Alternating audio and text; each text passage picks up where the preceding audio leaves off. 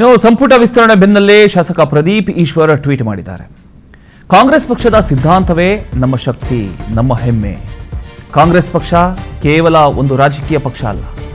ಕಾಂಗ್ರೆಸ್ ಪಕ್ಷ ನಮ್ಮ ನಂಬಿಕೆ ಹಾಗೂ ನಮ್ಮ ದೇವಾಲಯ.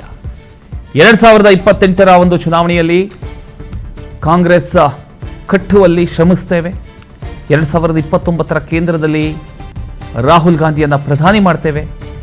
ಇದು ನಮ್ಮ ಸಂಕಲ್ಪ, ನಮ್ಮ ಬದ್ಧತೆ, ನಮ್ಮ ಜವಾಬ್ದಾರಿ ಅಂತ ಎಕ್ಸ್ ಖಾತೆಯಲ್ಲಿ ಕೈ ಶಾಸಕರಾದಂತಹ ಪ್ರದೀಪ್ ಈಶ್ವರ್ ಅವರು ಒಂದು ಪೋಸ್ಟನ್ನು ಹಂಚಿದ್ದಾರೆ.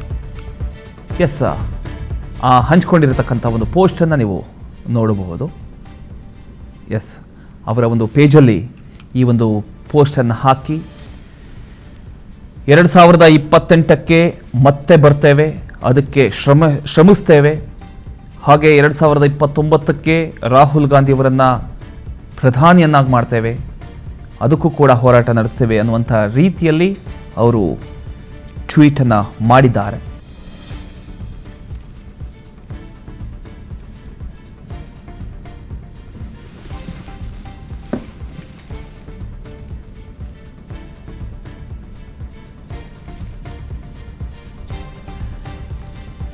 ಎಸ್, ಆ ಟ್ವೀಟನ್ನು ನೀವು ಗಮನಿಸ್ತಾ ಇದ್ದೀರಿ. ಇದು ನಮ್ಮ ಸಂಕಲ್ಪ, ನಮ್ಮ ಹೆಮ್ಮೆ.